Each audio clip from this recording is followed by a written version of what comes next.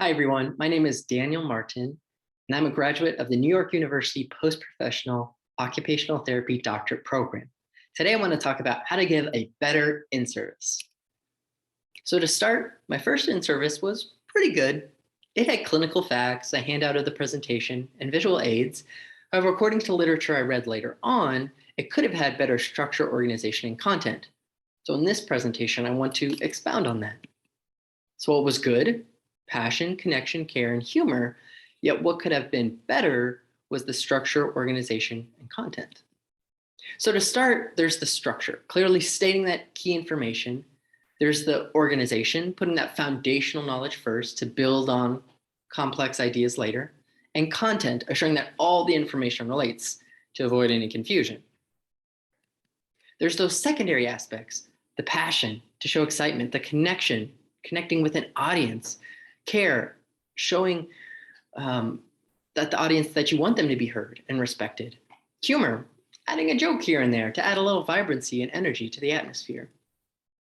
So again, on top of these key concepts that I found in the literature, what else does it say? Well, whenever presenting, make a connection first. Literature supports this idea of building a connection between the speaker and the audience to create a good atmosphere for learning. This could be as simple as asking a few questions, making time for people to introduce themselves to each other, or having the speaker share a little bit about their history. This helps create a comfortable atmosphere and helps the speaker seem more like a friend than a stranger. As well, start strongly and with passion. It's good to set a precedent for the rest of the speaker's time, and you can do this by offering a story, a clear example of where you're going to take them, or just in how you present through tone and energy. Also, don't be afraid to take people on a journey. Much like a good story, there's often a little bit of an introduction, but then there's a problem, a method of solution, and a resolution, which is particularly helpful for the medical world and for other therapists and practitioners. Keep it simple. So, a phrase we often hear, it's good to keep in mind the attention and mental energy of any audience. So while there might be complex language or different ideas that could go into great depth, try to keep it simple so that the audience can really take it away and apply it.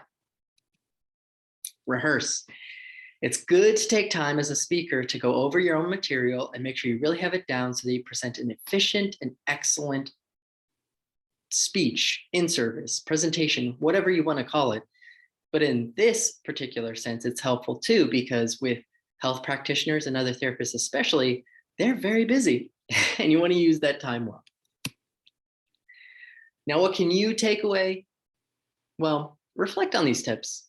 I think that these are really helpful. It's a bit of a gathering from what I found in the literature. And then remember too, you're going to have your own style. So just like I like to get right to the point, I have a little bit of a natural energy and positivity. You're going to have your own style, and hopefully it'll come through whatever humor, whatever stories, and don't be afraid to be yourself as you present. So special thanks to my program who have embodied these concepts and encouraged me to try to be a good speaker as well. And then here are my references. There'll be a readily available link for you to go over all these concepts again. But I want to thank you for your time, and I hope that this was helpful to you. Have a good day.